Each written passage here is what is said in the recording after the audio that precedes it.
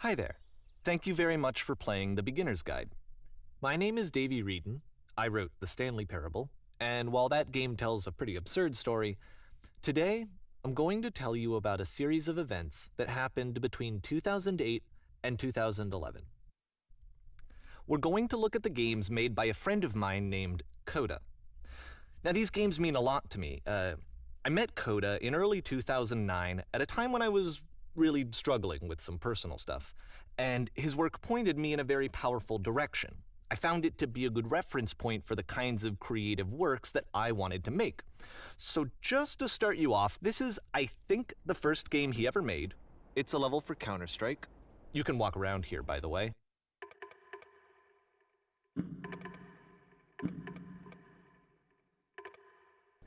And mostly it's just Coda learning the basics of building a 3D environment. But what I like is that even though he starts from the simple aesthetic of a desert town, he then scatters these colorful abstract blobs and impossible floating crates around the level. And of course, it destroys the illusion that this actually is a desert town, and instead this level becomes a kind of calling card from its creator. It's like a reminder that this video game was constructed by a real person. And it kind of makes you wonder, what was going through his head as he was building this? This is what I like about all of Coda's games. I mean, not that they're all fascinating as games, but that they are all going to give us access to their creator. I want us to see past the games themselves. I want to get to know who this human being really is. And that's exactly what we're going to do here.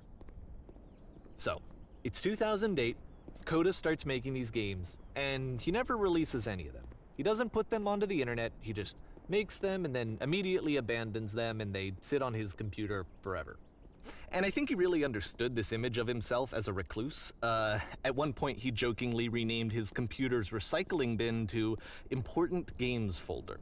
So, this was just how he worked. He tended to crank them out one after the other without even really pausing to try to understand what he had just made, until suddenly one day, he just stopped. In 2011, that was it. He made his last game, and then he hasn't made another one since. And that's why I've taken this opportunity to gather all of his work together, is because I find his games powerful and interesting, and I'd like this collection to reach him, to maybe encourage him to start creating again.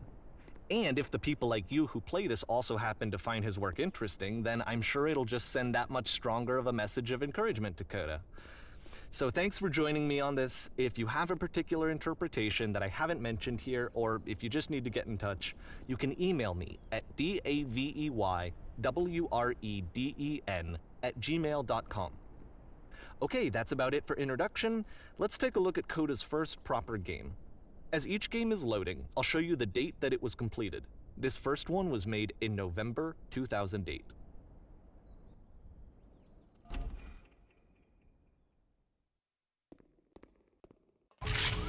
Warning. Whisper machine active. Shift destruction imminent.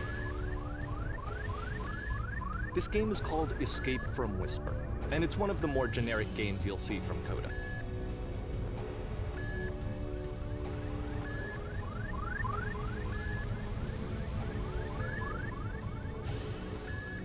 You can click to fire the gun.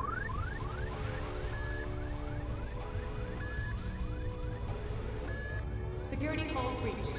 Hostile alien life form inbound.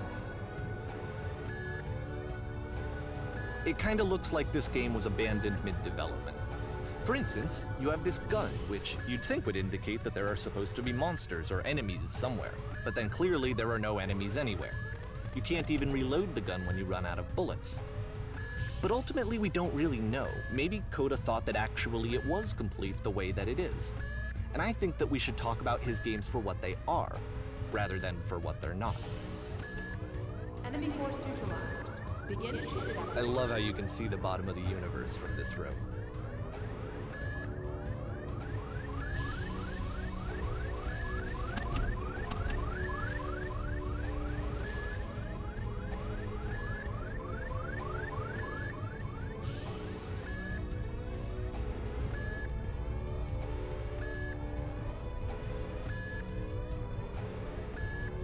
Apparently, this space station has a labyrinth on it. Sure, I don't know. There's really no reason for it that I've ever been able to discern, so in the interest of time, I'm just gonna skip you on past it.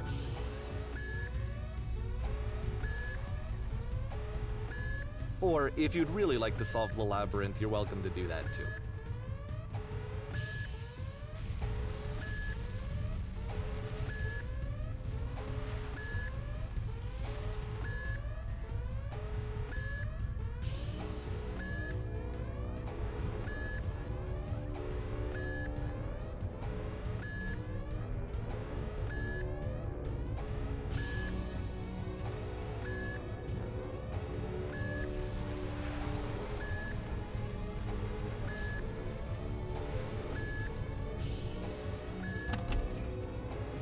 Okay, this is the part that's interesting. The game has this narrative about the whisper machine and how it has to be turned off, and then you get to the engine room. Hey, you there, in the engine room. You could save us all. That beam is powering a whisper machine. We could disrupt it by introducing a great enough heat signature. If your body could stop the beam. It's so much to ask, but for all of our lives, would you do it? Could you give yourself?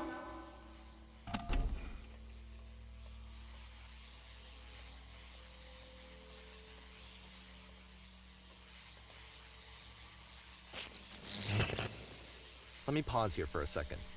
What you just experienced, stepping into the beam and then dying, is probably what Coda had initially intended when he was developing this level.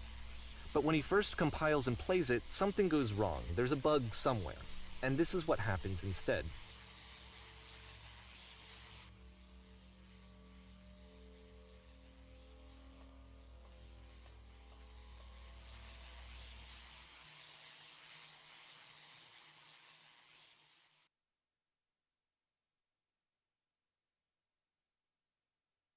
The beam causes you to start floating. And this is an important moment for him. Because yes, this is technically a glitch, but Coda identifies something human about it, like how small it makes you feel in the face of this larger chaotic system. Or this floating could be the afterlife, a peaceful place, juxtaposed against all of the hysteria that you've just had to traverse. I don't even know. I have no idea what he was thinking, but what's clear is that after making this, something lodges itself in his brain. He wants to do more of these really weird and experimental designs. So he stops work on this and moves on to a stream of tiny little games that go in all sorts of directions. Let's go ahead and take a look at the first game he made after leaving this one behind.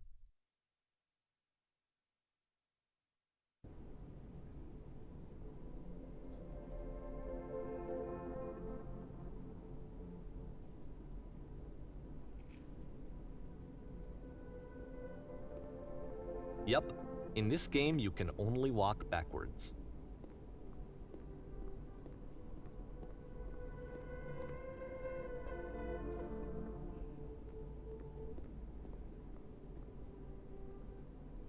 So it's a short and relatively minimalist experiment combining motion and narrative. It is less advanced than the previous game, but actually it seems to be more focused, more complete. Coda's trying to give it a unique voice rather than simply basing it on a pre-existing trope.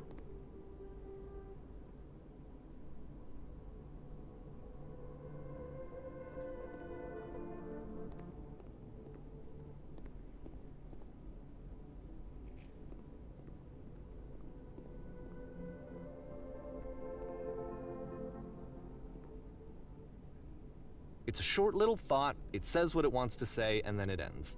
Didn't need anything more than that. Which to me is why it works, because it gets out quick. Okay, next one.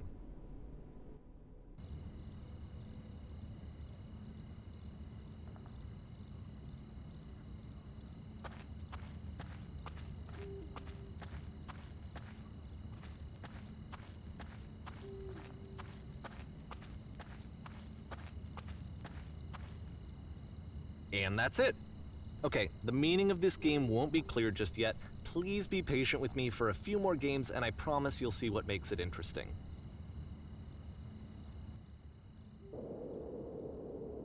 Oftentimes, Coda would put bizarre titles like this one at the start of his games. I wish I'd known him at the time that he was making these early games. He would really only talk to me about his work as he was making it. Once he stopped work on a game, that was it. It was dead to him. And I don't agree with that at all, but what are you gonna do? I know it's tempting, but there's actually nothing over here. Sorry.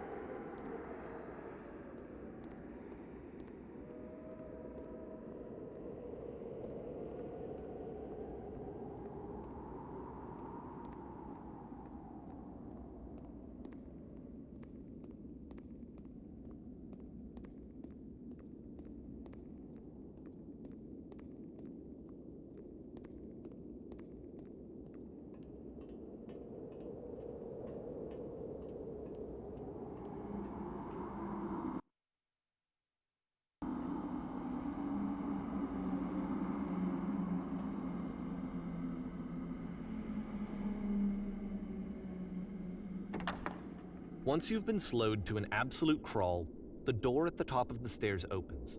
So why, if Coda's not showing these games to anyone, why bother opening the door at all?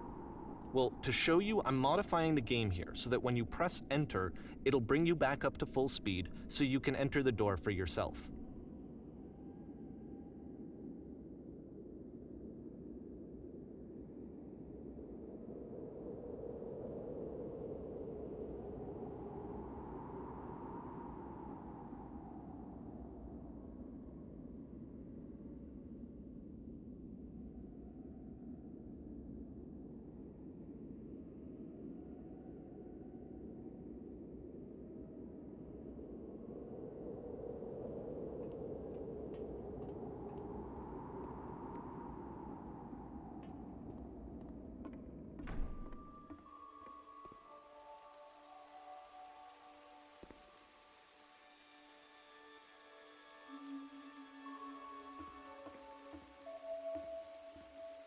A room that's warm and nice and filled with little ideas for games.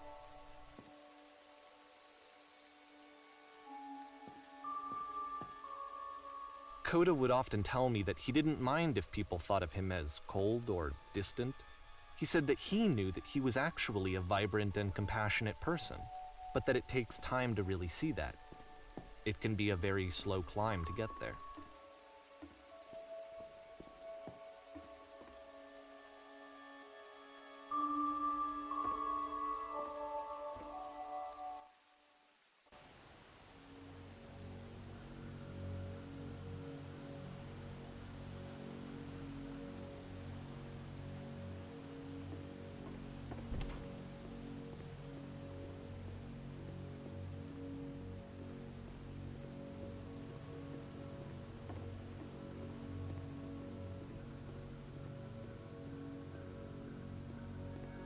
Well, this is new for Coda. It's an actual puzzle.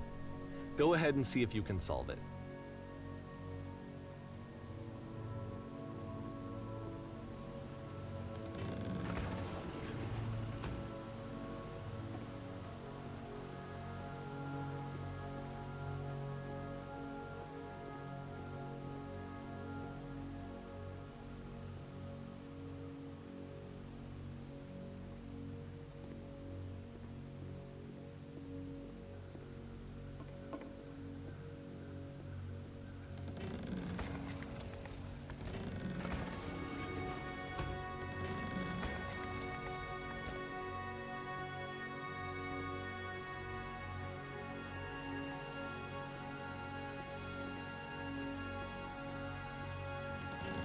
Don't forget that solution, because we're going to see this puzzle again soon. We're gonna see it a lot.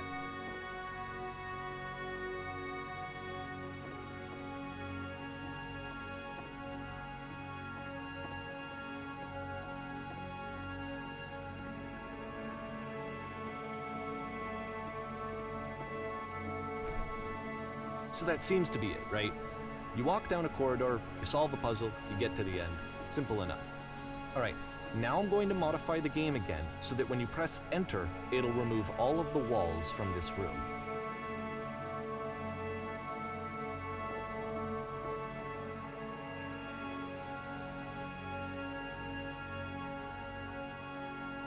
How about that? There was more to it than we had any way of knowing. I actually find it funny that this game comes after the stairs game, since they essentially convey the opposite idea. So, in the stairs game, a dull exterior concealed a rich interior. And then, in this level, a dull interior hides this fantastic outer world. Either way, I think that the point is the same, is that most of the time you don't get to know what you're missing, or even that you're missing anything. That's not your role as a player. So if your role here is not to understand, then what is it?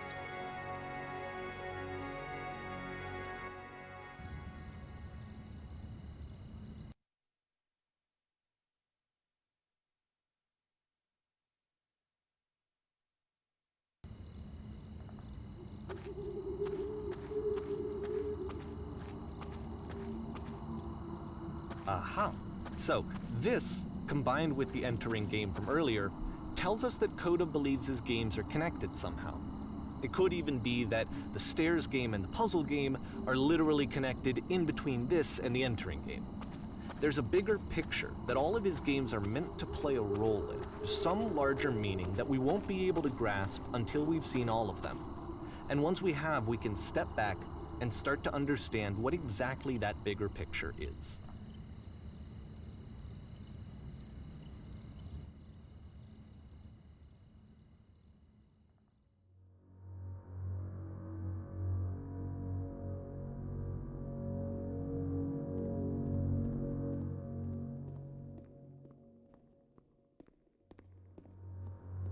Let's talk about video game development for a second. Every video game runs on what's called an engine, which determines what the game can and cannot do. So in other words, the engine is a set of tools for game development. To make all of these games, Coda is using an engine called Source. Like all engines, Source has certain things that it does well, and it has certain things that it does poorly. One of the things that it does very well is boxy linear corridors.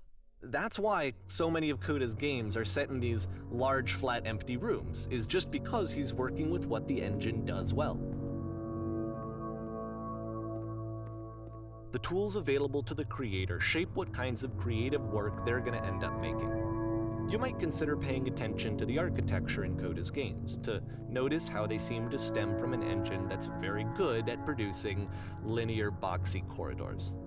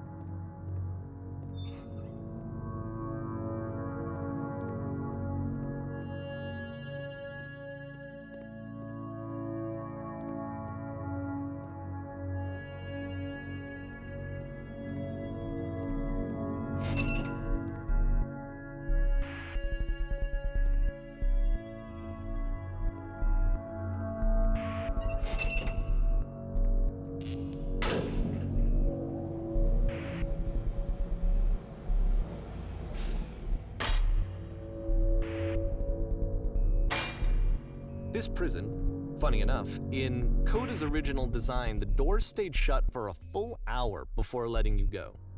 If you don't mind, I think we're gonna skip that. This is something that he and I used to argue about a lot. You know, whether a game ought to actually be playable, whether it means anything if no one can get through it. And I would always defend that, you know, all this work goes into the game, why not make it playable and accessible? And so we just got into heated arguments over it, and there was one time that after one of these conversations, he went home, and a day or two later, he sent me a zip file entitled Playable Games that was full of hundreds of individual games, each of which was just an empty box that you walked around in and nothing else. Believe me, I played every single one of those just to find out if there was like a gag hidden somewhere. There wasn't.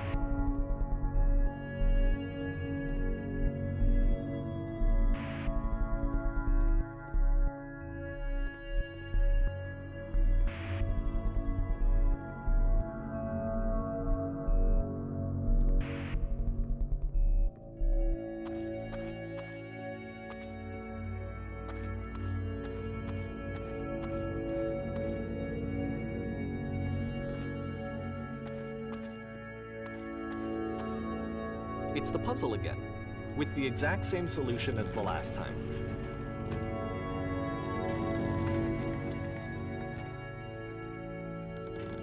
There's still no clear indication of what makes this puzzle so special that Coda is going to return to it over and over. But I promise I'll share with you my interpretation very shortly.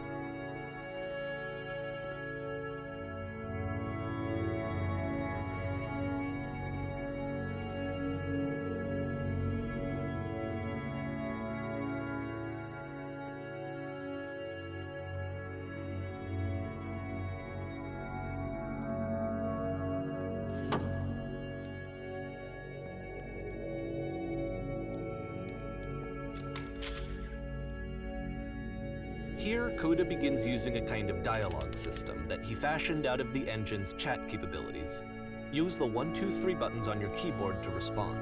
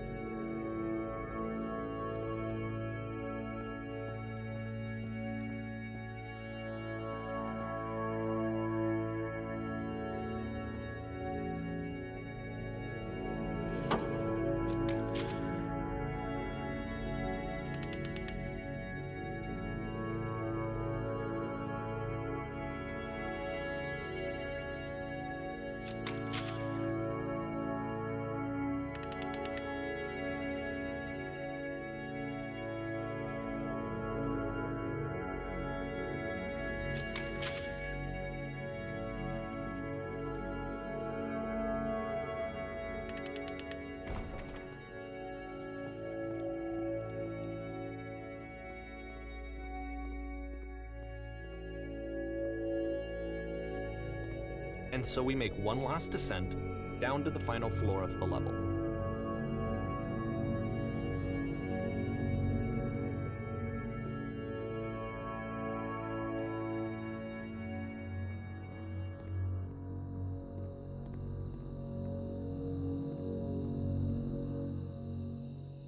It's a lamppost. Okay, I can't tell you quite why, but for some reason, Coda fixates on this lamppost. It's going to appear at the end of every single one of his games from here on out. I'll tell you what I think. I think that up to this point, you know, he's been making really strange and abstract games with no clear purpose, and maybe you can only float around in that headspace for so long. Because now he wants something to hold on to. He wants a reference point. He wants the work to be leading to something. He wants a destination. which is what this lamppost is. It's a destination. We're gonna see it in the work as well. His games are just gonna become a lot more cohesive, a lot more fully developed, with more of a clear idea behind them. And as we go, that idea will get clearer and clearer and clearer.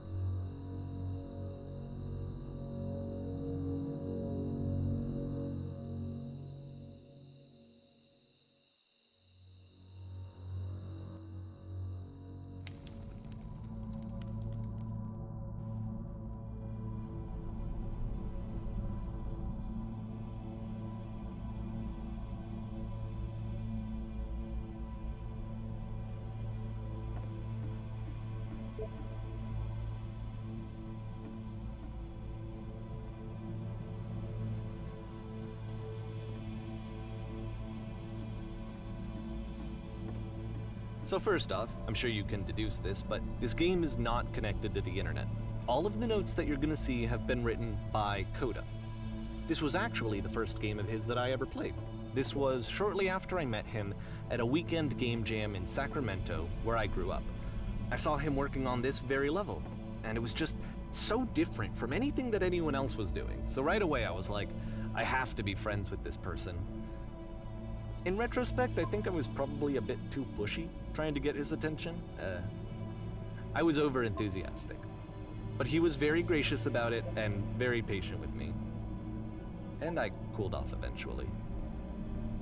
Oh, feel free to skip over any of these notes if they're not doing anything for you. Nothing extra is gonna happen if you read all of them. Either way, to me they convey a sense of loneliness. I see this person who's filled with thoughts and feelings and beliefs and has no way to express them except as scattered and unheard voices in a game that wasn't meant to be played.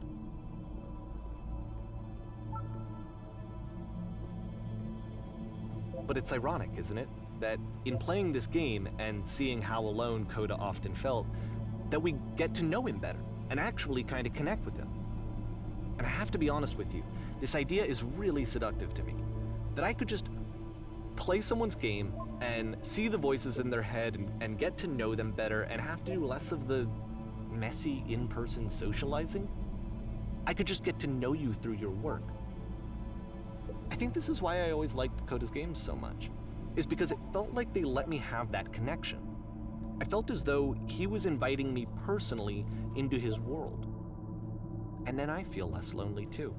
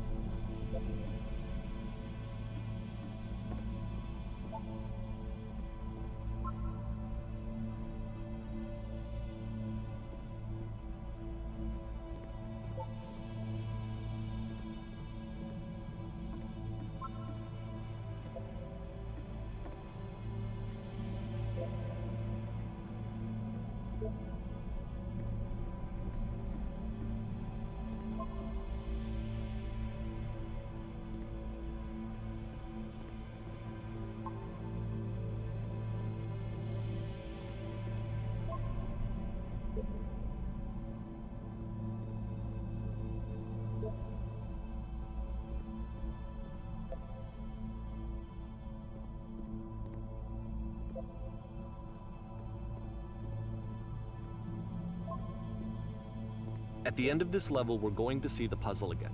And here, I'll tell you what I think the puzzle means. Each of these games represents an idea that was on Coda's mind at the time that he was making it. And the puzzle is a way of closing the door on a previous chapter of his life before moving on to the next one.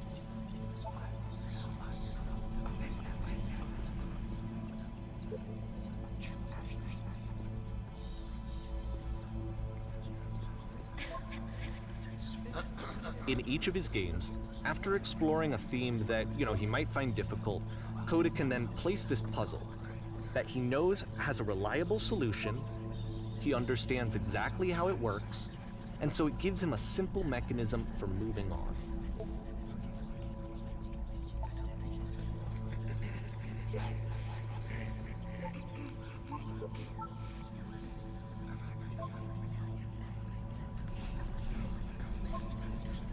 And because there's this dark area between the doors, a space between spaces, before you move on, you get to pause. Just for a moment, a few seconds to reflect on and let go of the events that led you here. To step back and connect the pieces together. To grasp at that elusive bigger picture.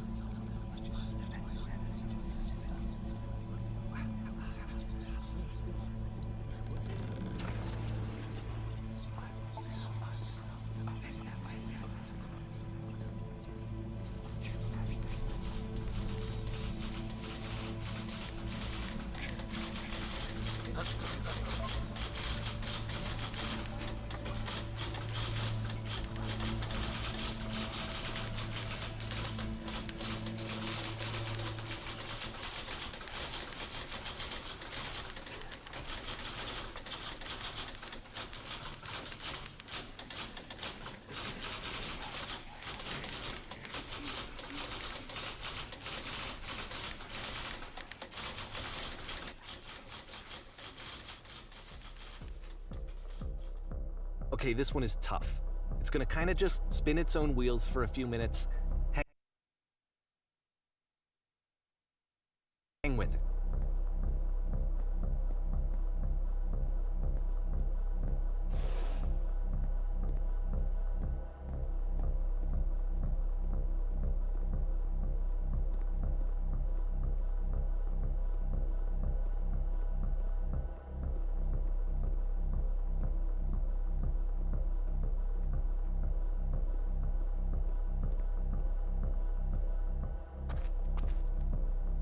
See, like, this is it, the whole game, and there's nothing that's particularly interesting about it. You just walk to the end of a hallway. Except, for some reason, Coda gets really fixated on this prison that has all of this modern furniture. And I don't know why, but he decides he needs to revisit this prison. He's gonna start over, use the same assets, turn it into something else. Okay, cool, here's version 2.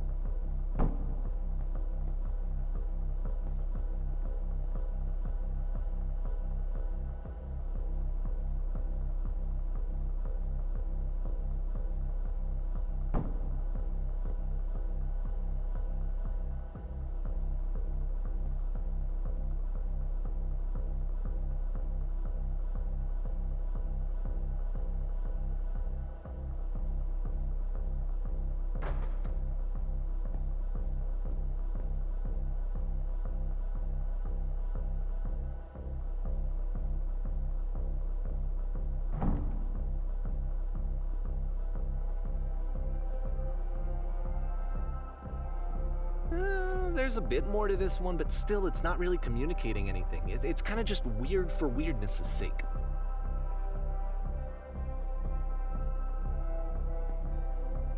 So okay, he throws it out and starts over.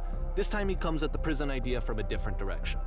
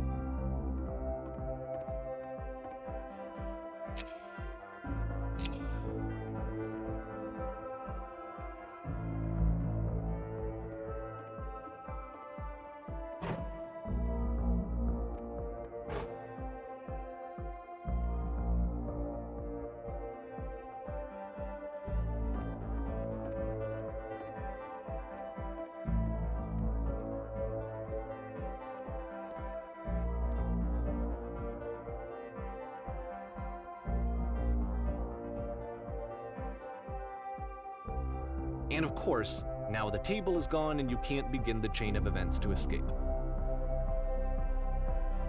Here's a version where there are no bars, but you can't actually get to the well. And then a version where the inside of the prison is the outside and the outside is the inside. Let me just blink you real quick through a few more of these. I mean, he really unloaded on this prison idea. There's nearly a dozen of them. Personally, I think it's awful to watch this, to see a person basically unraveling through their work. And for what? Like, at what point do you just go, maybe there are game ideas other than this prison that I could be working on? But Coda doesn't have that voice telling you to stop, that particular mechanism of defense against yourself. Without it, you just spiral. And so he keeps going and going and going and going and going, and then he hits on something. And he likes it. And that's it. He's done. He stops making prisons. This is the very last version of the prison game that he created. And the reason I think it works is that the prison is not actually in it.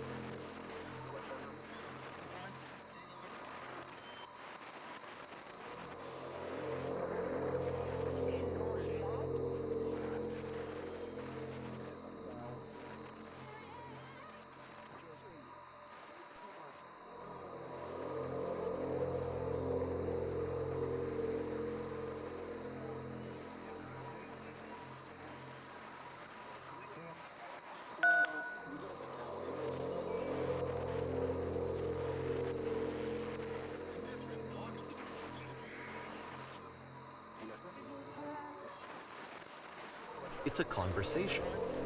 And so this is what Coda wants, is to be able to talk to someone, to share what's on his mind, and to get some good advice from someone who knows. But the irony is that even in this scenario, you're still talking to yourself. You know, all of these games so far are Coda talking to himself.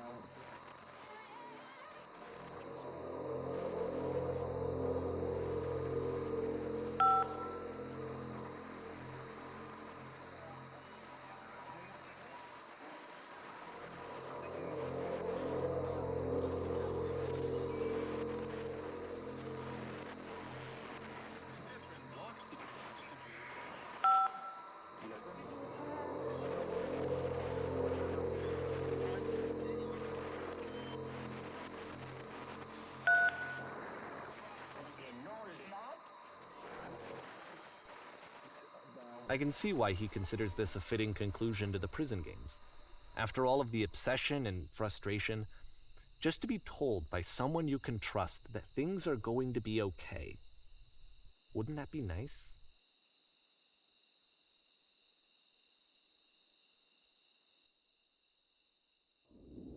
So what would it look like if Coda wanted to make a game about talking to someone other than himself?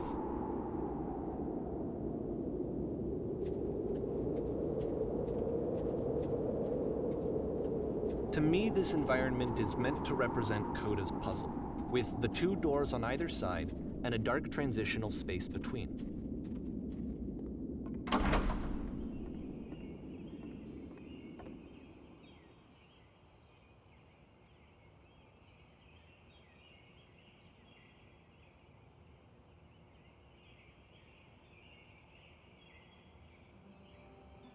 You'll notice that the quality of the art is a step up from previous games, including this new and improved chat system, which he started using from this point on.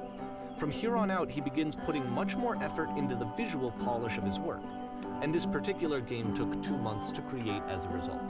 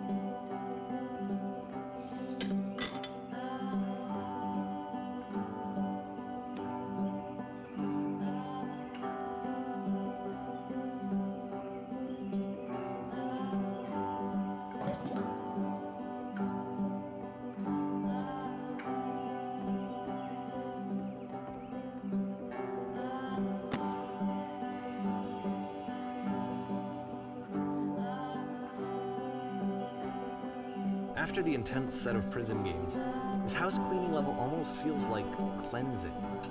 It's the moment after a particularly difficult or traumatic experience where you just need to let it sit and digest inside of you, and eventually cohere into something meaningful.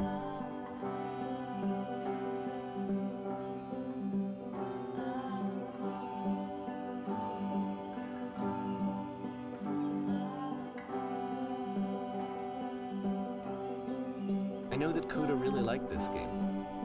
Of all of his work, actually, this was the only one that he called me up to ask me to come over and look at it. This was during a period of a few months where he was like grossly happy all the time, just walked around with a constant smile on his face.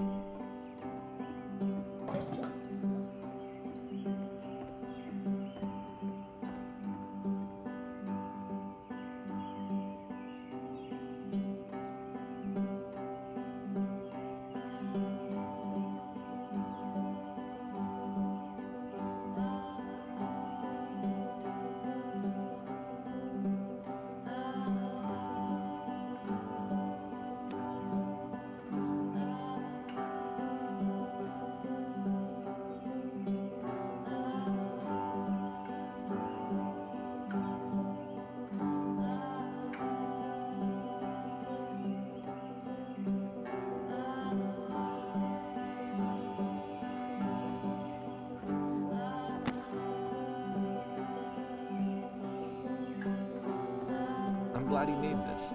I'm glad he found some peace.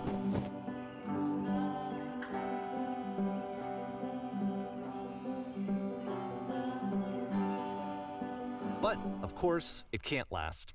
The music stops, your companion is gone, it's time to leave. The door at the top of the hill is now open as well. Again, you can't stay in the dark space for too long. You just can't. You have to keep moving. It's how you stay alive.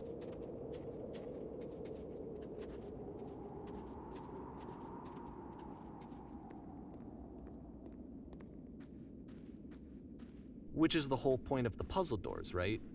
That sooner or later you have to pick up and move. I really thought that was the point of it.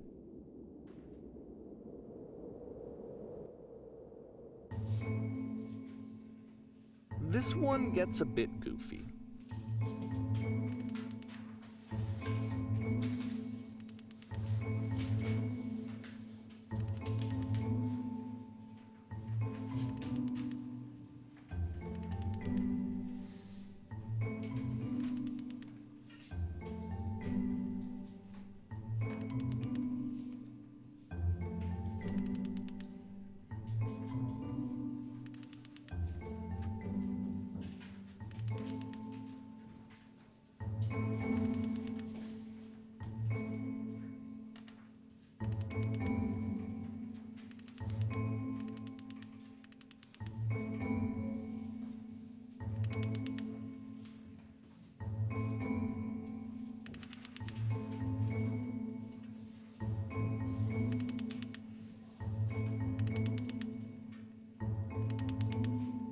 About halfway through the game, the perspective shifts.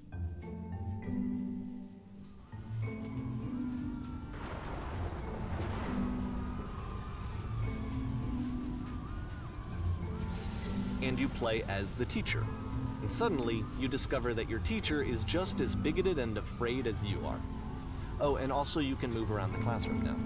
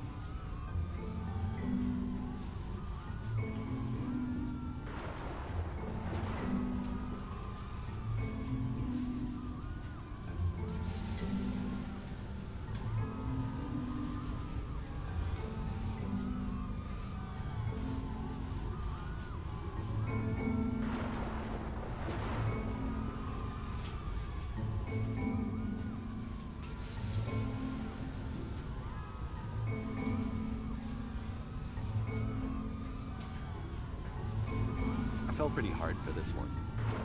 I feel like it's one of the most relatable experiences that you can have. To assume that some other person is perfect and totally fulfilled in every way, and completely miss all of the little flaws that make them painfully human. I think about this game a lot these days.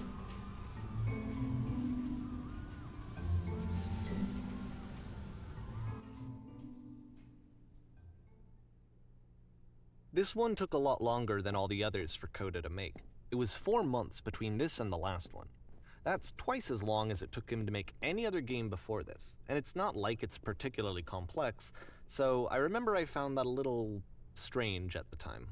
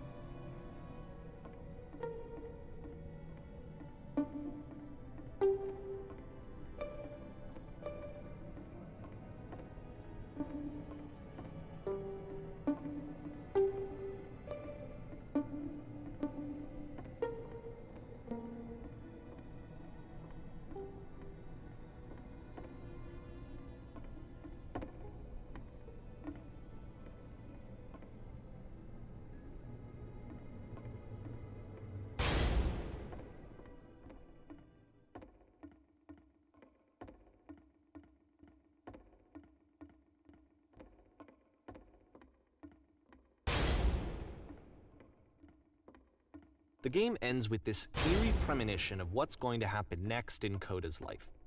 The solution to social anxiety, to fears of having to perform and having to chase success, the answer for Coda is to withdraw, to hide himself away. Which is what leads to scenarios like the stairs that slowed you down several games ago, where it just becomes harder and harder to access Coda's inner landscape because he keeps retreating. He just keeps backing away from possible connections to anyone other than himself. And to be honest, I didn't consider it very healthy when I first played this game. You know, it looked to me like he was trying to justify the idea of just disconnecting yourself from the world. And that wasn't what I wanted for him or for his games. Because I feel like a lot of his games are inviting me to connect with this person, to bring him closer.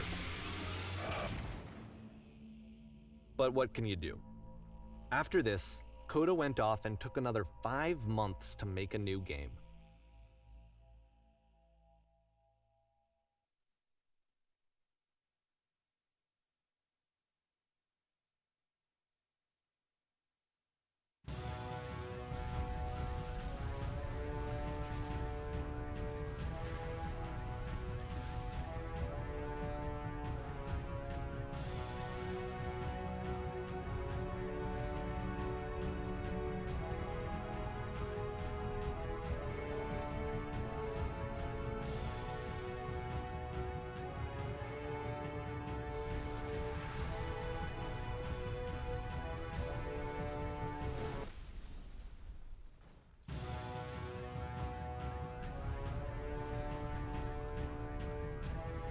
You should probably open your eyes if you haven't already. It's pretty much impossible to solve otherwise. And there is a solution, by the way.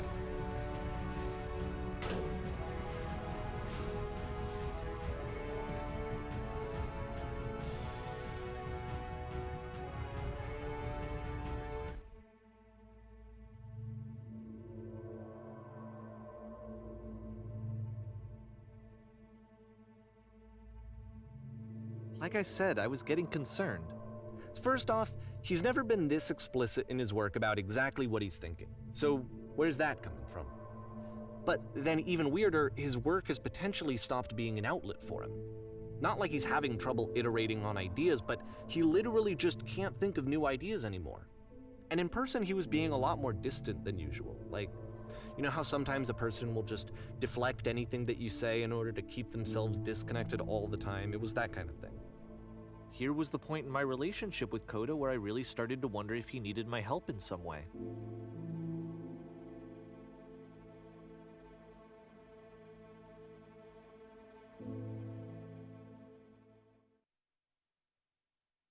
His games are going to get more desperate from here on out.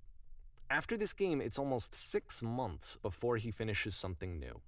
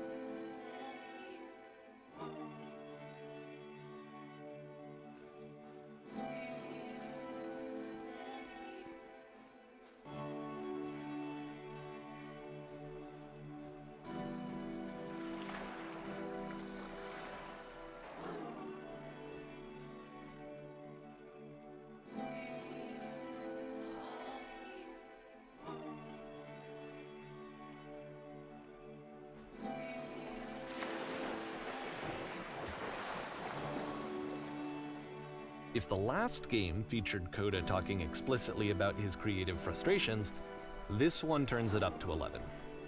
Now, put yourself in my shoes playing this. Here's a friend whose work is exhibiting signs of struggle, frustration, anxiety, depression, even. And yet, still, he keeps making games. He keeps throwing himself into the grinder even when he clearly doesn't have the energy for it anymore. Why? What is it for? Because from my perspective at the time and just what I knew of him, this was a result of how isolated he was. He was in his own little bubble, just sitting at his computer all day, not really showing these games to anyone, not releasing them onto the internet, and so he didn't have anyone outside of himself to connect with. He had no outlet to ground himself on.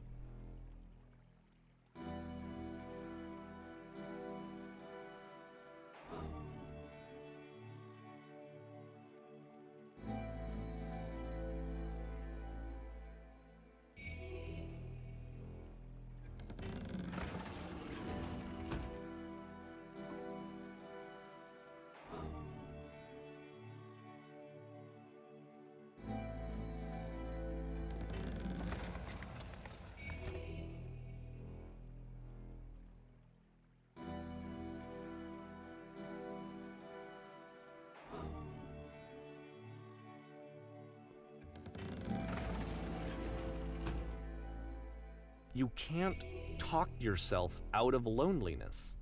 It doesn't work that way. You can't be the one writing both the questions and the answers. Then there's no movement. Then there's no circulation. If all of your anxieties are being channeled into your work, then if the work ever fails, you have no backup and you're just going to crash.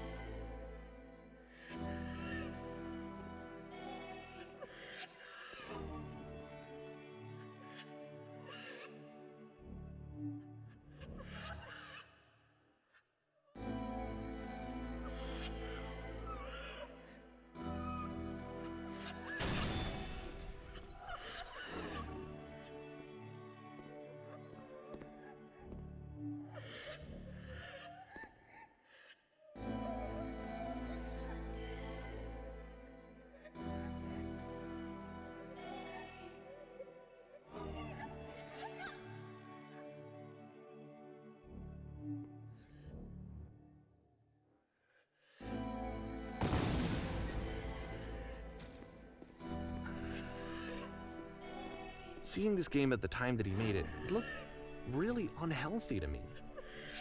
I was watching him do this to himself, and I hated it. I hated seeing him so trapped. It's like, video games are not worth this amount of suffering. This is someone I really cared about, and I used to get so much joy out of seeing him create. For him to suddenly become angry and frustrated like this, it was the worst thing for me.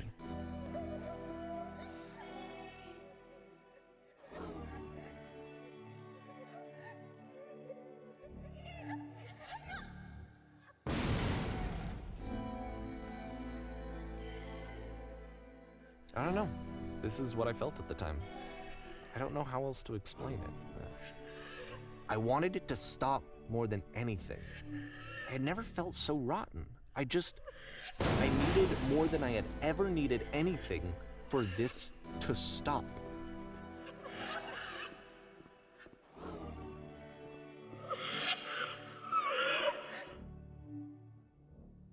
But it didn't stop. After finishing this one, Coda takes another 7 months and comes up with a new game.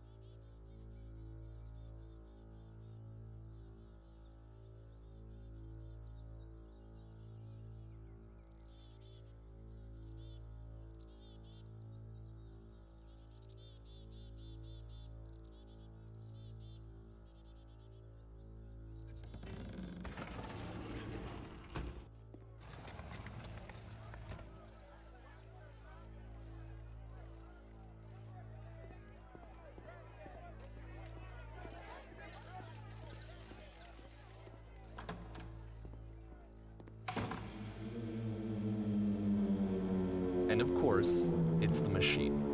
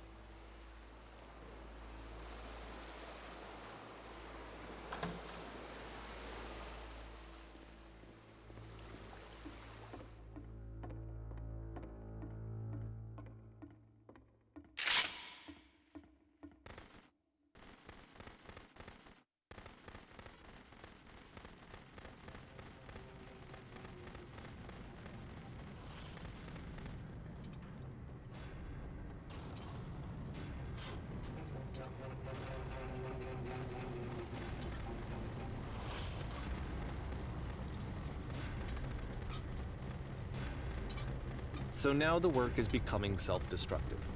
And I'll tell you, at the time that I first played this game, shortly after he made it, here's what I'm thinking to myself. I'm thinking that code is stuck in his own head, and that it's having a very negative effect on him, and that all he needs to do is just start showing his work to people, to get some actual feedback on his games. It might get him out of isolation. And so, as I'm thinking this, I realize that I could be the one to initiate it. Because it would never occur to Coda to start actively soliciting feedback, so what if I did it for it? If he could see the difference it would make to have more actual conversations with other human beings, would that bring him out of his mental spiral? Would it give him confidence in himself? Would it bring meaning back into his work?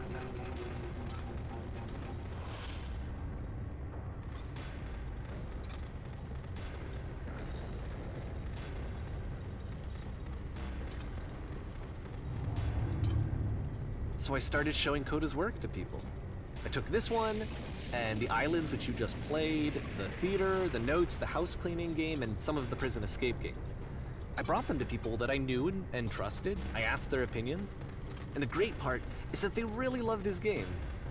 You know, the point of it all was just to give him some external reference point, but they genuinely loved his work. There was nothing for him to be afraid of.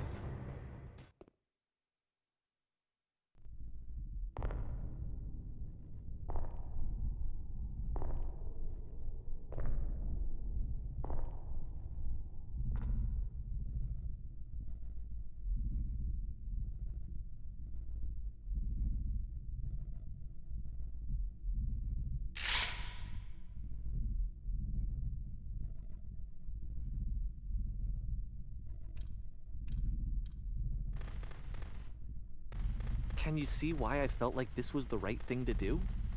Because it's the thing that I always feel like I need, to be told that my work is good, that I am good. When someone really connects with a thing that I've made, when they see themselves purely in my work, there's nothing that feels better. And I got to give that very same feeling to my friend. I did something, I really felt like I'd done something good, like I was a good person. I felt like there was a friend who was in trouble and was unhappy and maybe didn't like themselves, and I could fix it. If I could give him this gift, maybe I could fix the problem. When they told me how much they enjoyed his games, it was the best feeling. It was the absolute best feeling. It made me feel so happy, so beautifully, beautifully happy.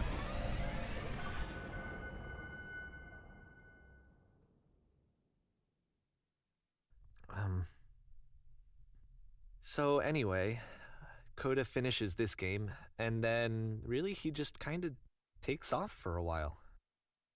So this is June of 2011, and I didn't hear anything from him for several weeks, I guess. And so out of nowhere, one day I get an email, and it's got a private link to a new game of Coda's. This one is called The Tower, and to my knowledge, it's the last game that Coda ever made. So let's take a look.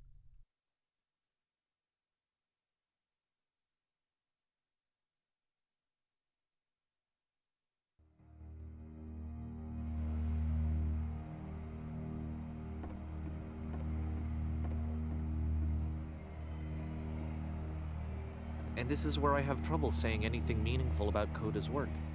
Because more than anything else, the tower just feels distant. It feels like it's trying to distance itself from the world. It's a very cold game.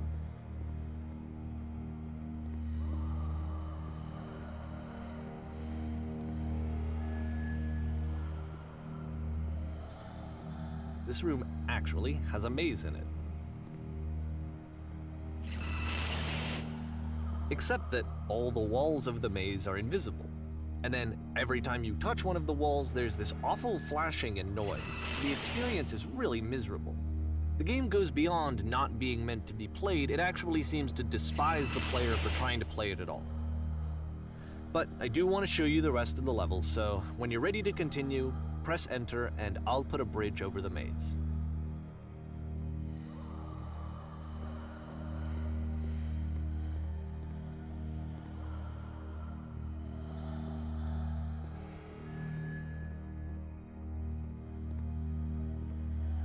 And to be fair, it's not like this is the first game that's needed some modification to be playable. Like the house cleaning game. You know, that one used to actually loop the cleaning chores and you just cleaned a house forever. I had to cut it off so that you could exit the house and the game would actually end. But that game had an idea that it was actually trying to communicate. What's the deeper idea behind the invisible maze?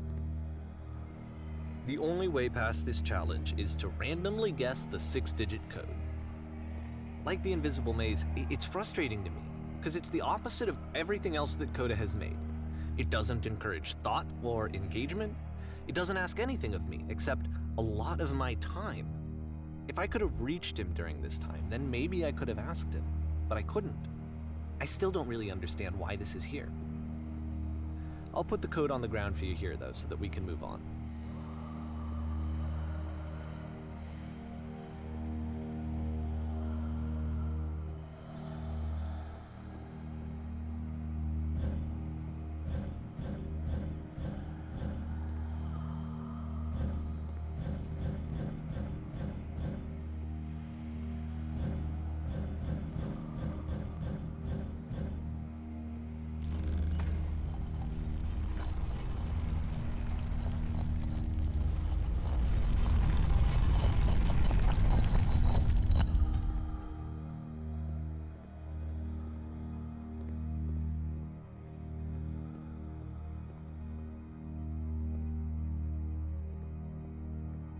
The switch to open this door is actually on the other side of the door, meaning that it's literally impossible to solve from this side.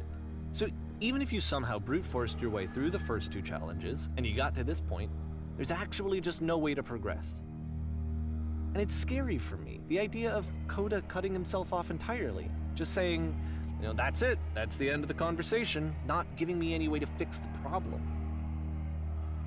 I feel like a failure, I guess, when I can't fix the problem. But I can open this door for you, so let me do that. Was I a failure for not understanding this game?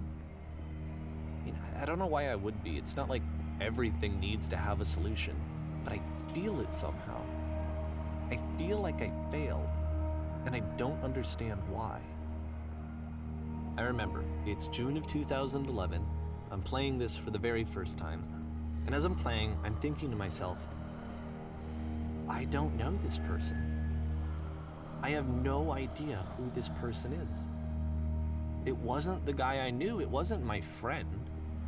I had come to so many conclusions from looking at all of his work up to this point, and then suddenly none of them... I had been trying to, though. That was the thing. For years I was trying to get to know him, to understand who he actually was and what he stood for. I asked him so many times to please just tell me what his games mean to him. I asked him please to tell me what the 3 dots mean. And he wouldn't.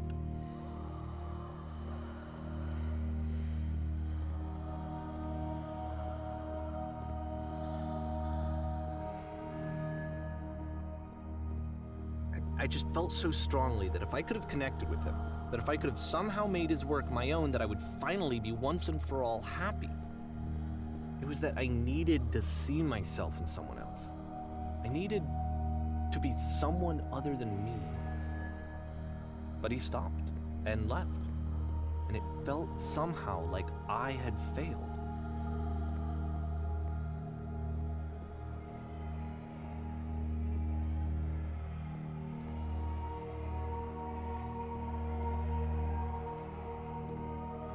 Where did I screw up?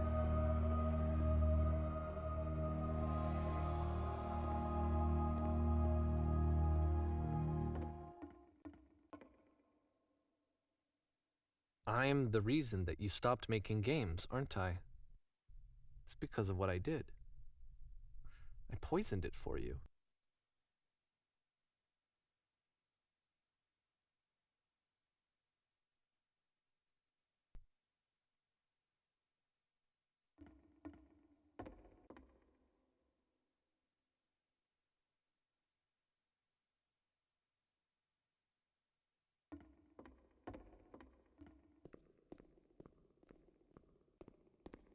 I don't think I ever told you this, But when I took your work and I was showing it to people, it actually felt. It felt as though I were responsible for something important and valuable.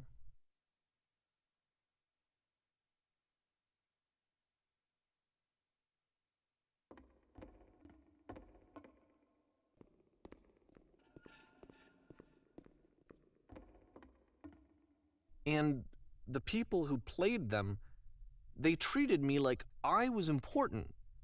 They really listened and cared about what I had to say. Even though I was showing your work, I felt good about myself. Finally. For a moment, while I had that, I liked myself.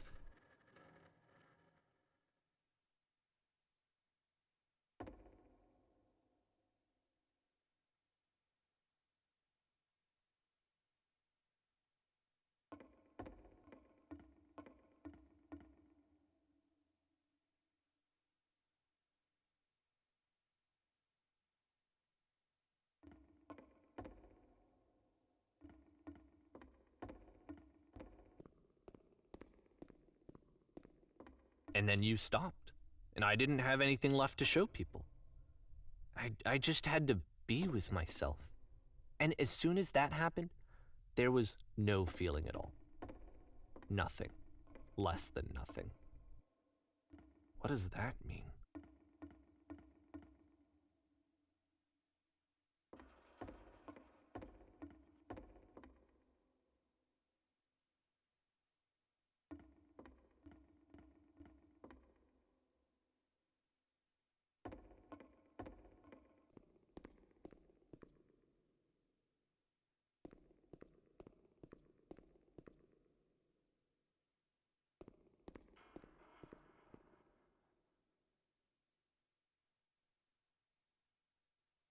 I'm afraid that I did something really stupid because I don't like myself.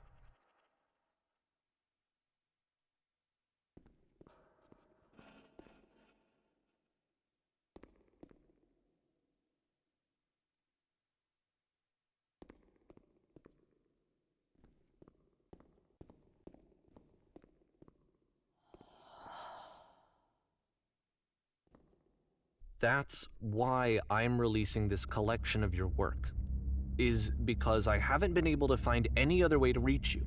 I've tried everything.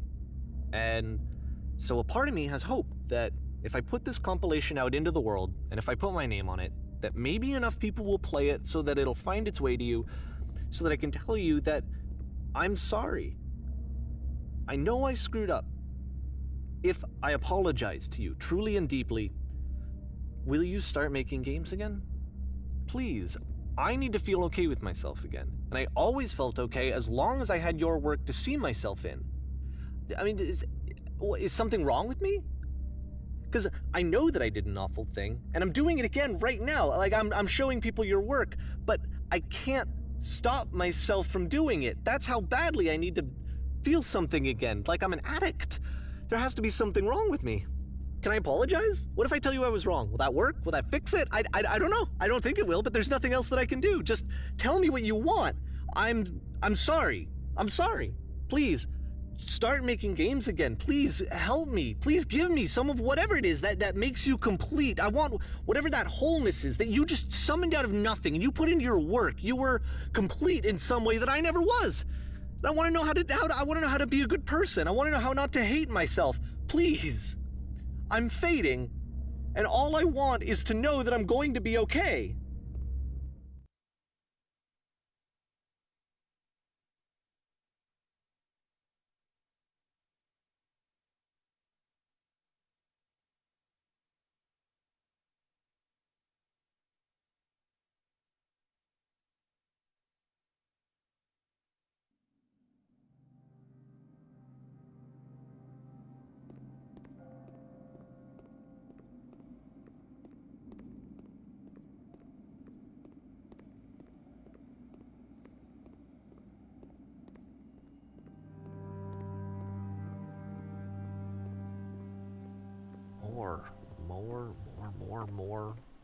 More love, more praise, more people telling me that I'm good.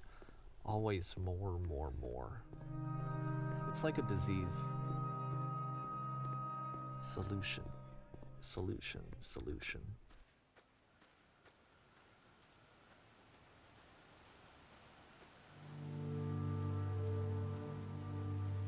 I guess if someone had told me ahead of time that he just really enjoyed making prison games, maybe I wouldn't have thought he was so desperate.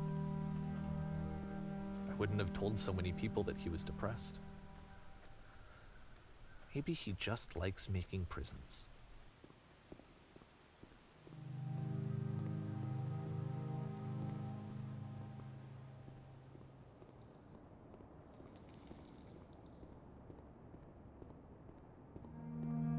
Even now, the disease is telling me to stop.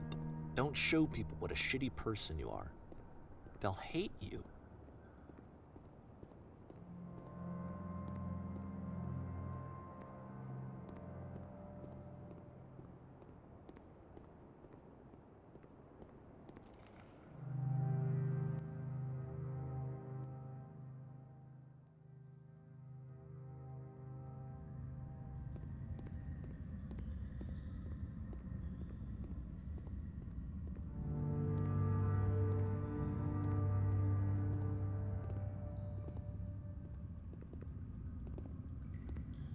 If I knew that my life depended on finding something to be driven by other than validation, what would that even be?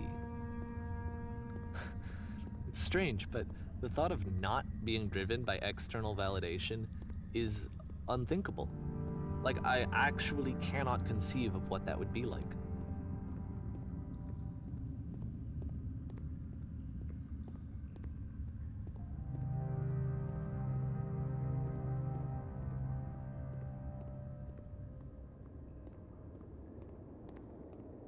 What now?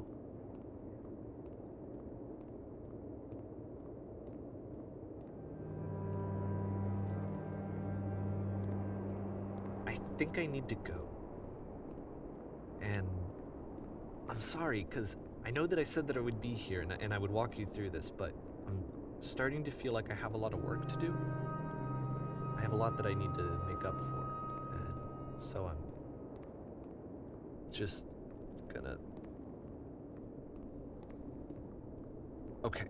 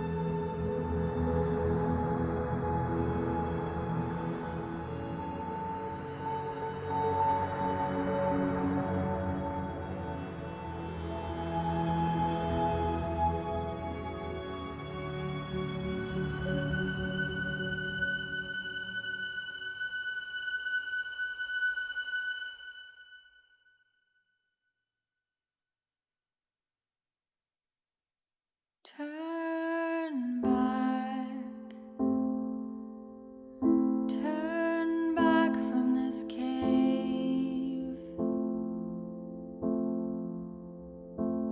You said, let me prove that I'm brave. Let me keep going.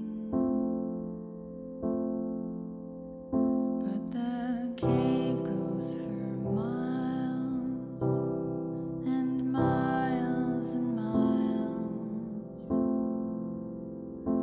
And you're so tired, but I know that you're strong. So turn back,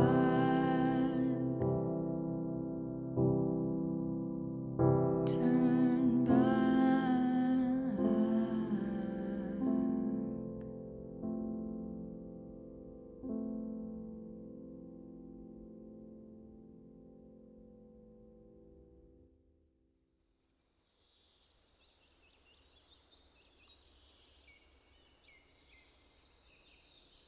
Nazdar, dobré ráno.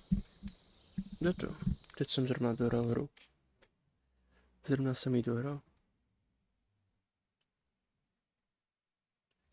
Jak tak bych to asi řekl.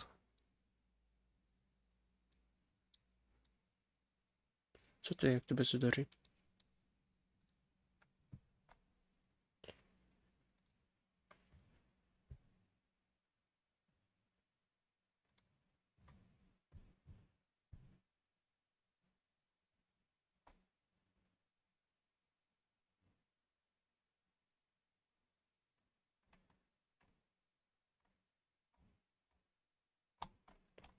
Že přemýšlím, jestli teď mám hrát ještě něco, anebo spíš vypnout stream.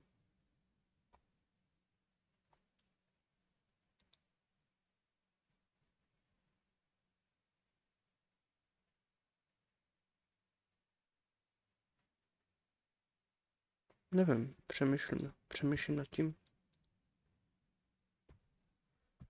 Asi můžu, proč ne? Jen mi sekundu, ještě tu mám pár her. Co to bude, co to bude?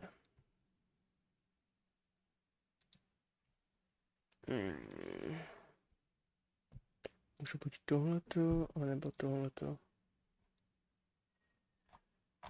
Dáme tohleto. 7 hodin v kuse osu, ty vole, to jsem hrál, tolik jsem nahrál, když jsem poprvé začínal tu hru.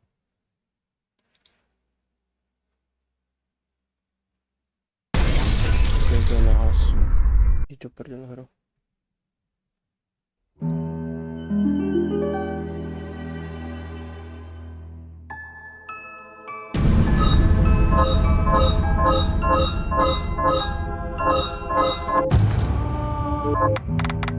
Sekundu.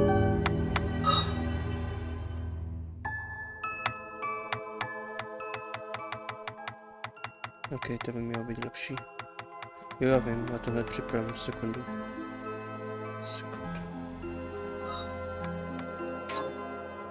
Makám na tom.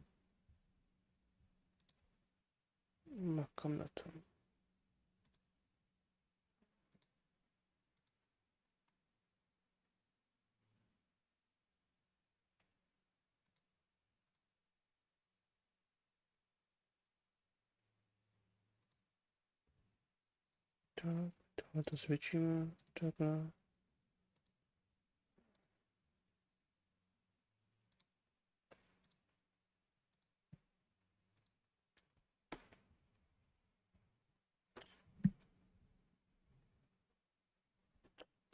Tohle s tím, vole, OBSkem zasraným. Tak jo.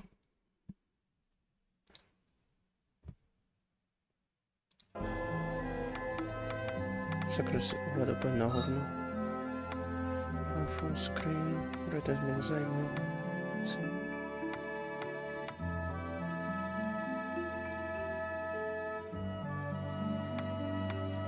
Frame na jazyk potřebuju.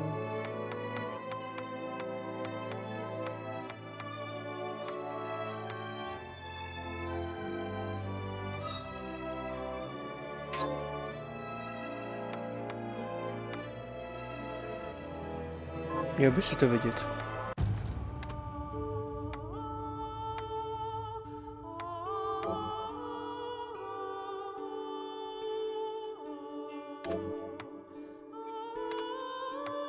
Asi normálně. Za chvilku zahraju a pak asi stejně půjdu v prsnice unavený. Ushered in a new era that threatened to transform the values of men. No longer would spirituality be their compass. But not all welcomed the change. Na to hraju dost, no. In 1783, just as the fires of the Laki eruption had plunged all of Europe into an ashen darkness, Dobrá práce. Ani nevím, jestli k tomu říkal dobrá práce. and fell upon city after English city. It was a message. The Alchemy Guild, fearing the rise of industrialism and abandonment by their wealthy patrons, Ale did díky. the unthinkable to defend Díky, their díky. existence. Through recondite arts, the alchemists had created shard binders, humans transplanted with crystal that attuned them to demonic power. They sacrificed the shard binders, and in doing so threw the gates of the world open to demon kind. Countless innocents died. Ne, ani Though ne. the church succeeded in vanquishing their Ani ne. concerns, a steep price had already been paid and collected. Někdy jo, ale spíše ne. As for the shard binders, they were presumed to have all died in the sacrificial rite. However, two survived. Jeeble, the boy for whom by some miracle the rite did not prove fatal. And Miriam, a girl who was spared the rite altogether on account of the strange slumber that took her just before it could begin. 10 years had passed. Mankind too soon forgets tragedy. Tak když neustále ty hraješ ty hry, tak každý den něco jiného, tak tě to přestane asi už tak nějak více bavit. And on this very A hour, už to děláš tak jenom ze zvyku. Miriam awakens. Upon learning Jeeble is the architect of this new, blood-stained ritual, Miriam and the alchemist Johannes set forth for the accursed castle. Their galleon cuts through the water, lancing towards the inevitable.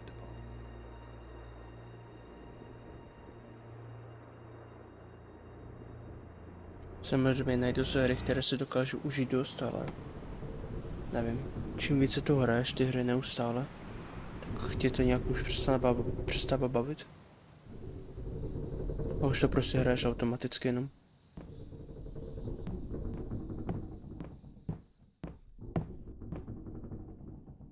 Johannes, are you certain it was... It was Jeeble's doing, Miriam. No mistake. It's so hard to believe. I wouldn't even be alive if not for him. Ale He's a good soul. myslím, že ty to nejsi ani poprvé. Já myslím, že už to tvoje jméno jsem tu viděl párkrát. Tak vítej zpátky, jak se daří? I know how you feel. But the facts are apparent. A pak se vrať. Tím jsem přemýšlel, to jsem dělat nechce. Na to jsem moc línej. And the hell he endured 10 years ago would break the best of souls. A kdybych si to pak si myslím, že bych ani už ty hry hrát nechtěl. Miriam, I want you to know that I'm sorry. What my brothers... It was their transgression, not yours. Obviously. Well, let it go, Joe. If Jeeble is responsible for the summoning, then I have to stop him. I ought to do it. But I'm the only one who can. The shard experiment. I wish I had the answer. All I know is the spell that stopped time for you was... But by observing the ebb of the magic's hold on you, I was able to... Oh, We'll make landfall. I had the chest there, packed with essential equipment. It can be used by a cooking consumable when you run out of type of product. Co? Okay.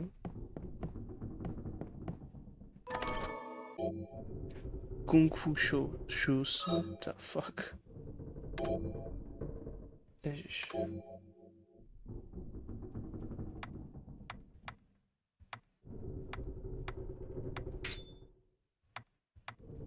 vody. Oh my god.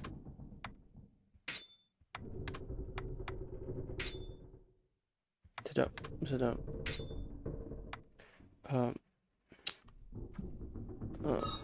Good. You're prepared. The next order of business is to...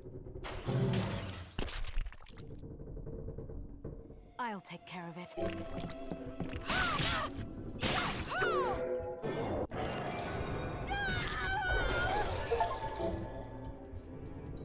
Co je? Co jsem udělal? Konču. Was that a shard? I'd forgotten the way it felt. The demon's Okay. power was transmuted into that shard, which forcibly bonded to the crystal A and co jsi hrál za songy v tom osu, jak jsi zmiňoval? Nějaké populární? The strength you gain from it is undeniable, but I thought the procedure you discovered halted the... it did, but that doesn't guarantee you'll... I know my body's limits better than anyone, and I'm going to need all the power I can get. And if I run into trouble, you can help me. You've done it before. Thanks for giving me a choice. Just promise.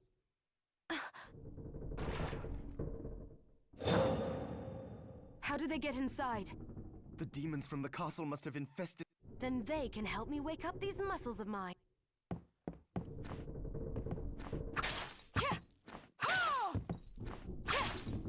Super, perfektní.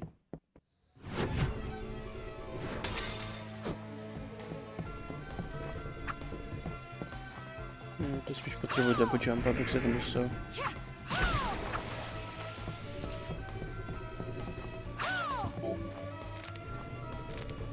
Říkám.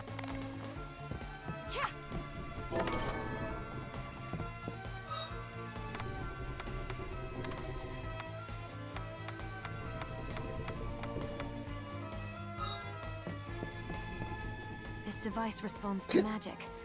Maybe I just need to hold... Já jsem...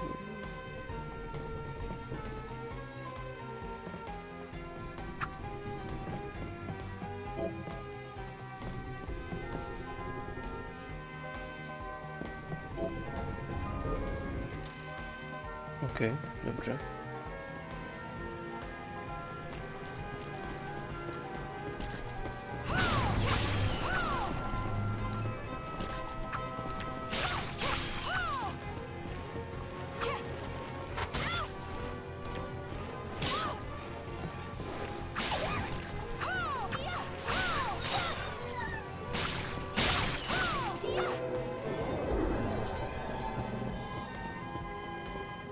Zajímavé.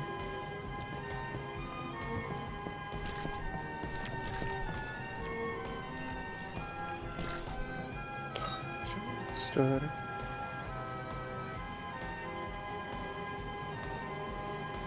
No tak jsi profesionál, no.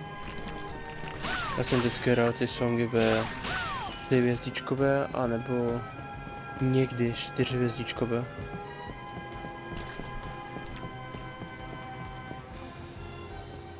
A to fakt jenom někdy.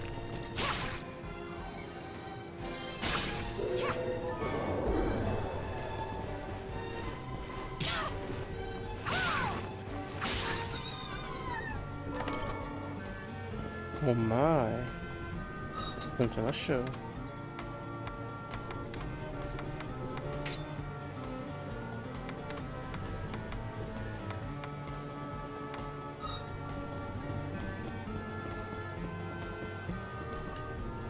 A 6 jako obtížnost. To už bylo mimo mě v tu chvíli. To už bych nedal.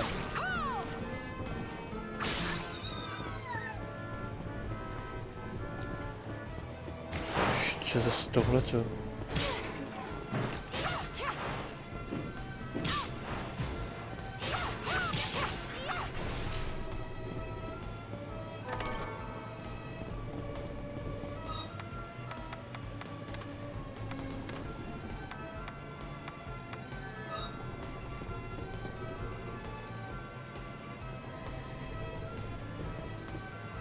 Jo, tak samozřejmě, že jo.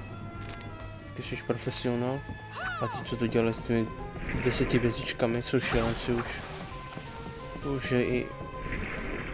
To si nedokážu ani představit.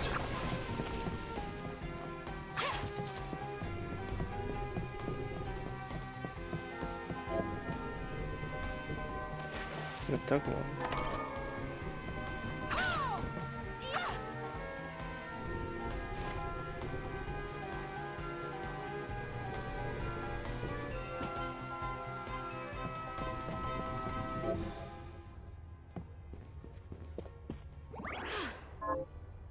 Asi. Dobře. Ale teď bych chtěl... No. Jak jsem to udělal?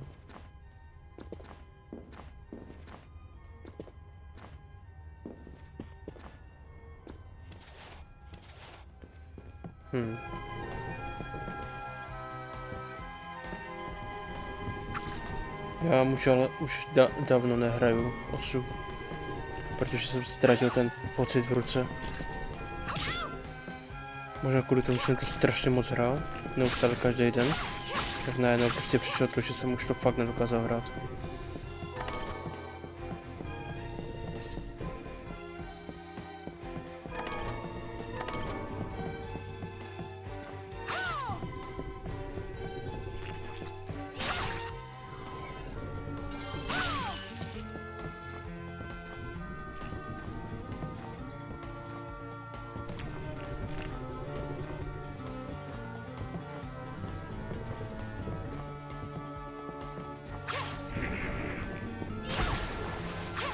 Takže jsem pak začal hrát jináčí hry. Převážně Overwatch a takové ty hovadiny.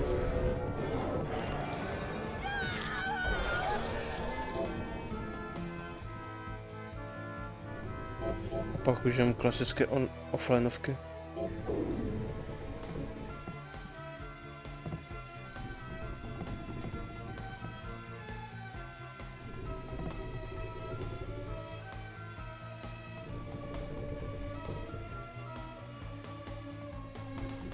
Já jako chápu, já myslím, že to chápu naprosto správně. Ale to už jsou tak či tak, jako to jsou šílenci, kteří tohle tu dávají. A hlavně to musí za strašně moc času.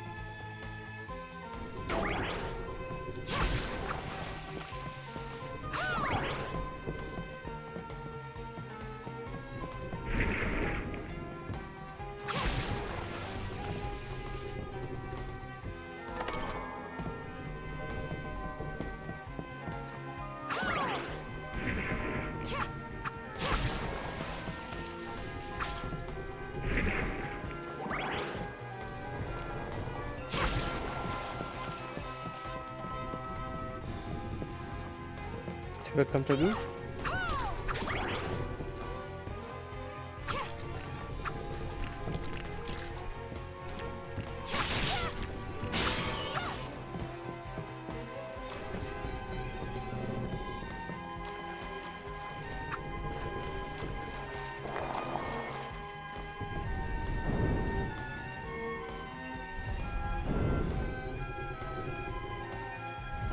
To hraješ znovu, aby si zničil znovu.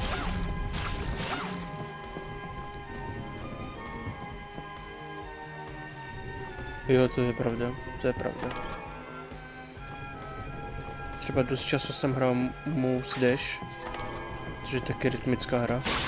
Tam jako ti, kteří dávají ty nejtěžší levely, jsou naprosto šílenci.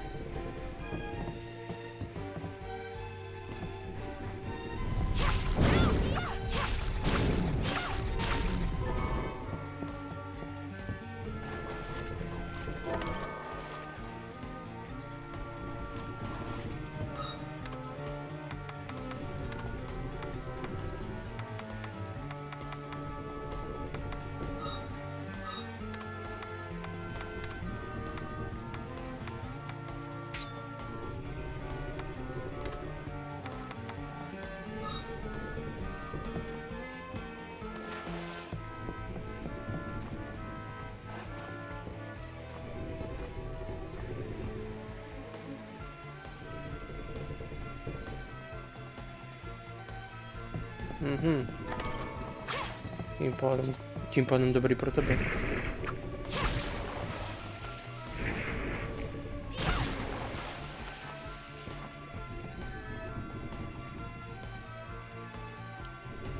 třeba Dora a Dofy. Sakra co? Sakra a Dofy. To mi nic neříkám. Sekundu. Hned se kouknu. Co pak to je?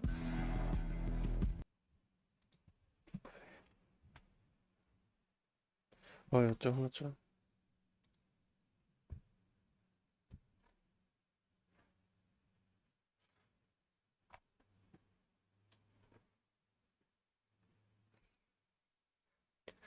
A Dance of Fire and Ice.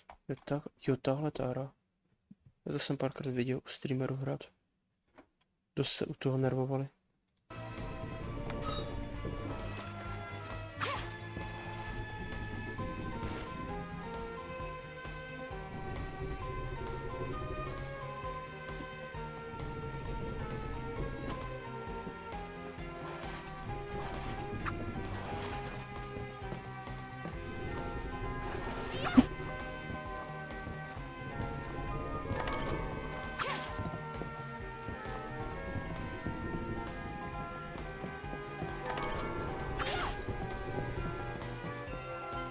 To zrovna si myslím, ale že není úplně pro mě.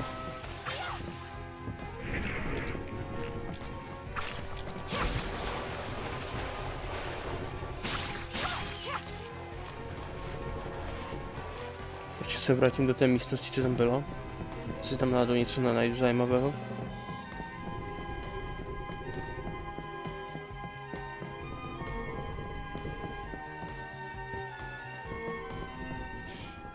No, další save point. To je, jak je velká tahle ta loď do háje, co to má být?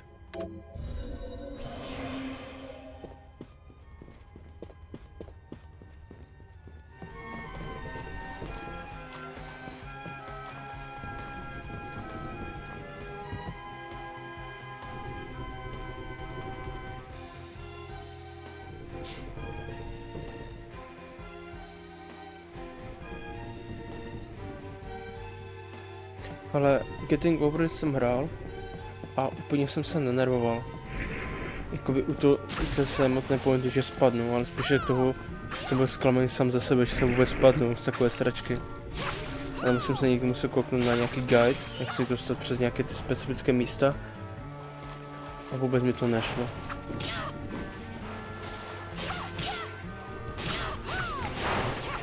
A dohrál jsem to. Vládl jsem to. Ale třeba u některých Dark Souls her jsem měl párkrát nervy. A to prostě kvůli tomu, že když už chcípaš po 20. u stejného bosse, tak už prostě jako ztrácíš ty nervy z toho.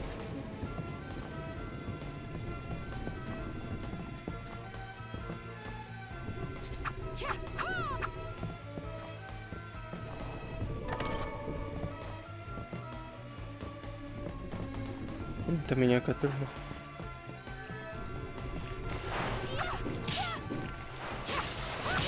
No musíš chápat, že ne, některé jsou těžké, i když to nejsou soulovky. Jump King to stejné, a I Wanna Be a Force and Buy to stejné. Jejich pointa, jejich existence prostě hry je to, aby tě nasrali. To je jediné, co umí.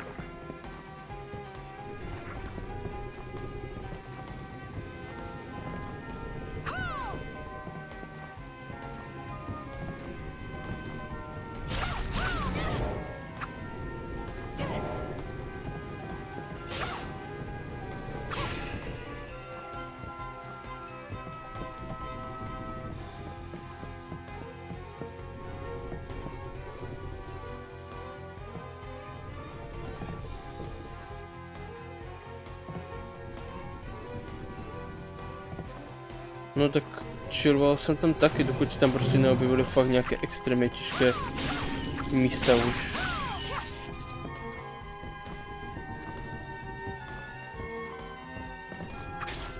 Jo počkej, už si tě pamatuju. Ty jsi tady byl, když jsem hrál Getting Over It. Promiň, já jsem úplně na to zapomněl. Teď jsem se vzpomněl.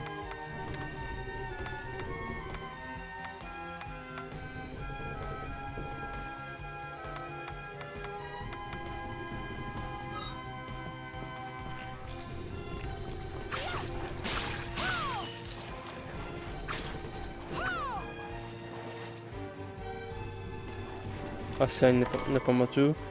No, to si vezmu k srdci, jo? Ať víš.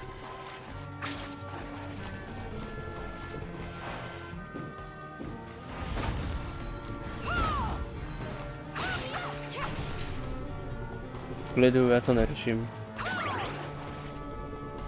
To jsou maličkosti. Já nemám manu. I have no mana.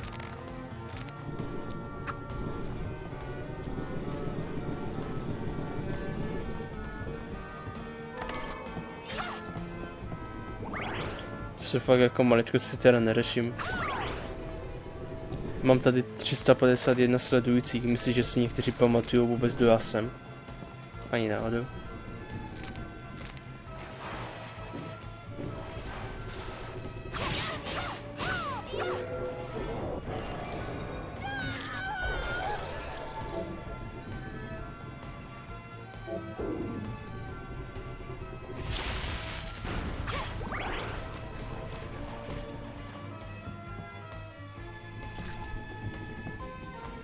Takže to jsou fakt maličkosti, která neřeším.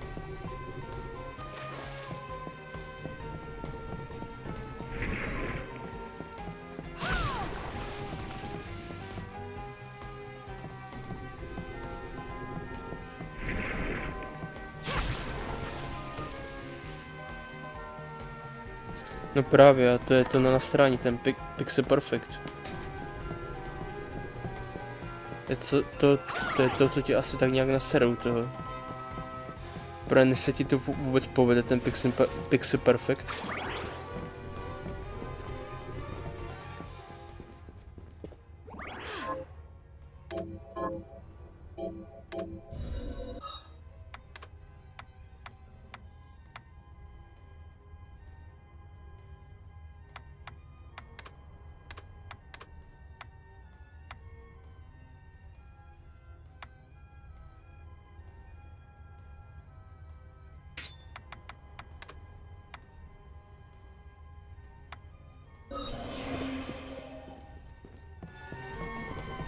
Ale jestli v tomhletom nejdeš zábavu, tak good for you.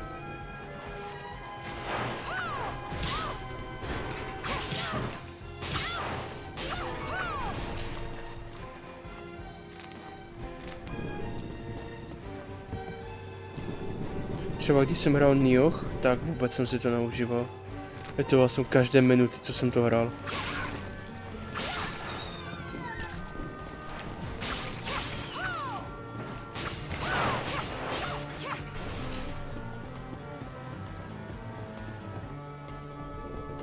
Protože ta hra byla tak extrémně na hovno.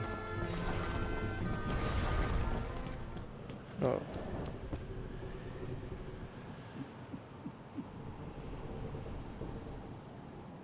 So, Sleeping Beauty, you've decided to awaken.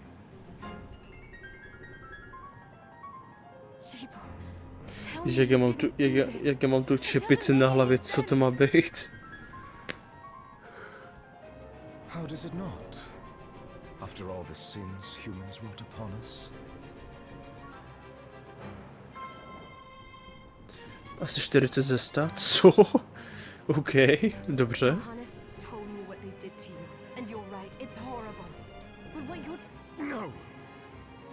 No, there you are. What the alchemists did was what I intend to do is reshuffle the... Join me. You're the only one who understands the... What? I was the one that came to you broken. Convinced I would... This is not... You talk... Our power doesn't make us good, or I'd given up on my humanity. But you restored my hope.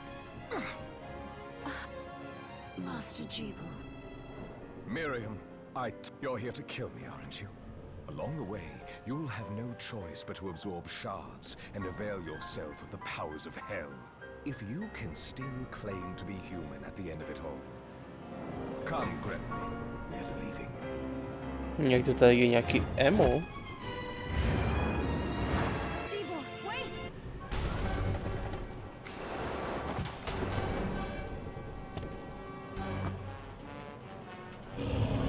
A je.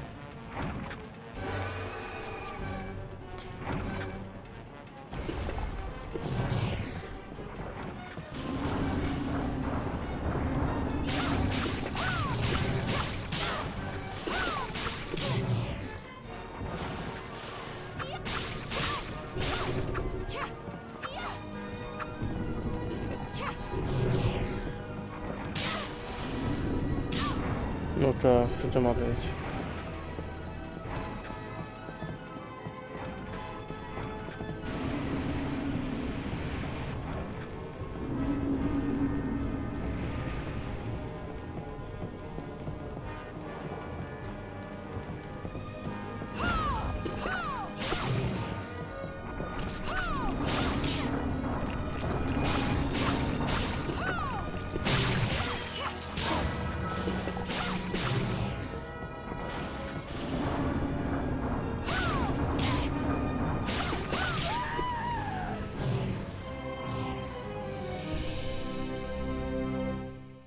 Game over.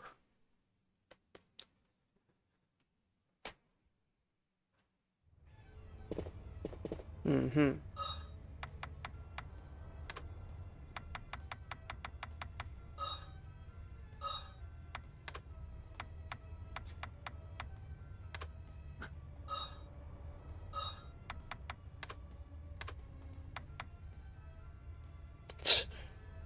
Claymorka. Zkusíme tohle. Desky banda. Intelligence.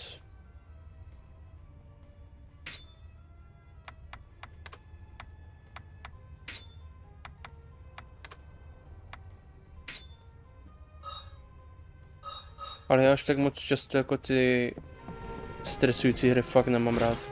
To je takhle jakože pomaly ještě k tomu.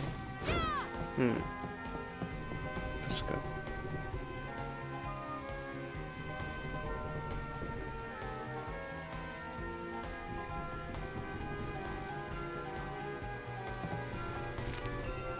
Já si fakt jako vybírám jenom někdy nějaké ty trošičku těžké hry, ale nehraju to až tak moc často.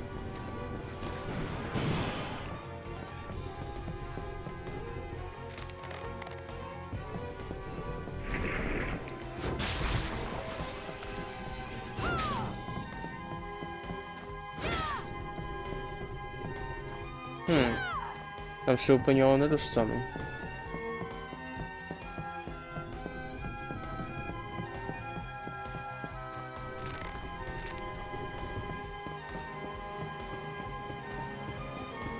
Takže tím pádem jediná cesta je ten boss fight. Tak jo.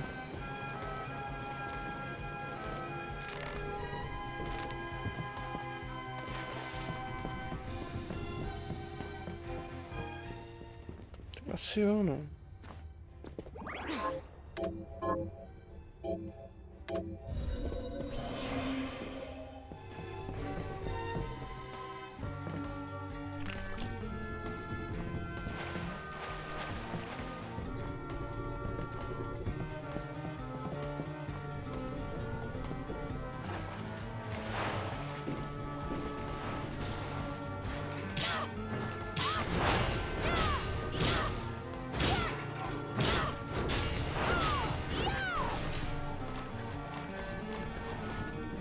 To nejde s tím letím, z toho Claymoru to nejde.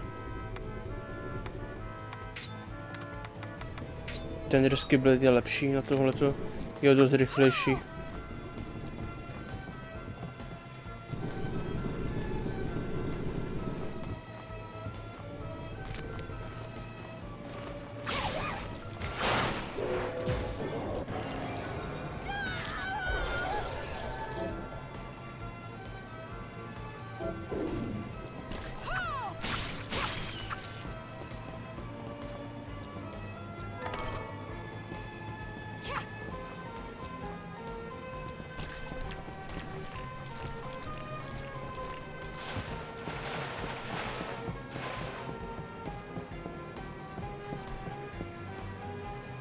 No tak jako mám jak já skočit, vole. To jsem.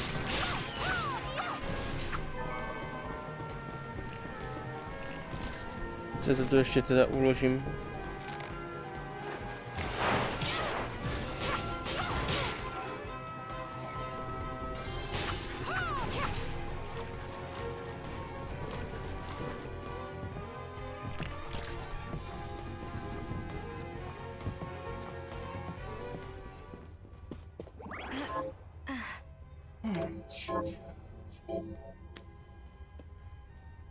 Jo, ale já myslím, že to asi nechám dneska. Asi to dneska nechám. A budu s tím pokračovat zítra, ať se na to trošku více připravím. Se nepočítal jsem, že ta hra, co jsem hrál před chvíličkou, bude taková krátká.